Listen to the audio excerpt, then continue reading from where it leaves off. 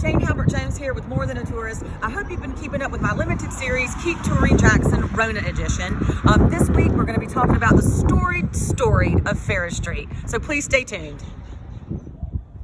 Farish Street grew out of Reconstruction. And Reconstruction was the era after the Civil War and that ended in 1865. So around 1865 to 1877 roughly of our years of Reconstruction. And Reconstruction was trying to reintegrate the southern states as well as almost 4 million newly freed slaves into the United States. The participation of African Americans in Southern public life was by far one of the most radical things that came out of Reconstruction. The Reconstruction Act of 1867 finally gave enfranchised blacks a voice in government. African Americans were winning elections in Southern legislatures and even to the U.S. Congress. Hiram Revels in 1870 was the first African American elected to the U.S. Senate. And guess what? Since then, there's been 10 African American senators in the U.S. Senate. Go racial diversity in the Senate. So it's during this Reconstruction time where we first see these African American communities start forming after the Civil War, the 1870s and 1880s.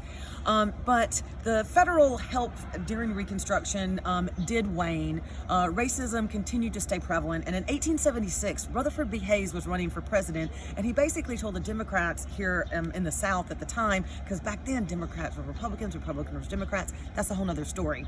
But he basically said, hey guys, I'll leave you to your own devices and we'll get out of any kind of control if you vote for me. So they did. With this compromise, there was now no oversight into the integration of African Americans into the South, and actually a new form of de facto slavery began with the Jim Crow laws. This is evidenced in our 1890 Constitution, which we rewrote here in Mississippi in 1890 to basically disenfranchise black voters by literacy tests and poll taxes.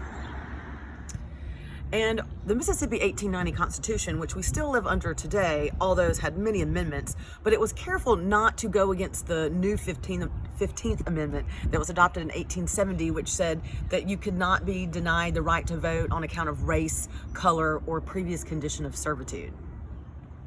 Then in 1896, the Supreme Court upheld the ruling of Plessy versus Ferguson, which basically said separate but equal was okay. And during this time as well, we have a lot of African American communities begin springing up, like Greenwood in Tulsa, Oklahoma. You have Houston's 4th Ward, Jackson's very own Farish Street. And y'all, this place was jamming. One family that was here on Farish Street was the Hill family. Thomas Hill and his family. This building was built in 1913, and the downstairs housed various merchants, while the upstairs was a meeting place for civic groups like the Black and Tan Republicans, the Eastern Star, and some Masons. It's now known as the Hill Holly Building, and it houses some really great things in here. The Holly Foundation is in here, and there is an exhibition of Farish Street and many pictures of the glory days of Farish Street, and it kind of focuses on the Hill Holly family. Kermit Wells Holly Sr., his daughter Sandra, and her nephew Gregory run it, and you can see it by appointment. And also upstairs is an exhibition to Kermit Wells Holly as well. So what you can find in here is like a story of Farish Street from back in its heyday, and with the exhibition upstairs about Kermit Wells Holly, you see his life, but in seeing a lot of his life, you kind of see again the story of the African American community here in Jackson and on Farish Street.